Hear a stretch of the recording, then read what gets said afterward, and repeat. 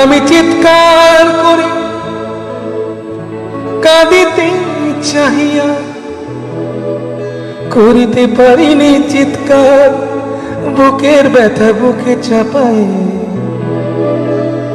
নিজেকে দিয়েছি ধিক্কার।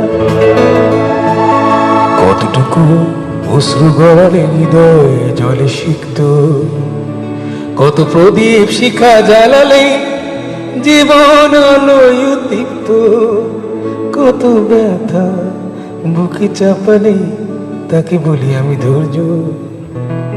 নির্মমতা কত দূর হলে জাতি হবে নির্লজ্জ।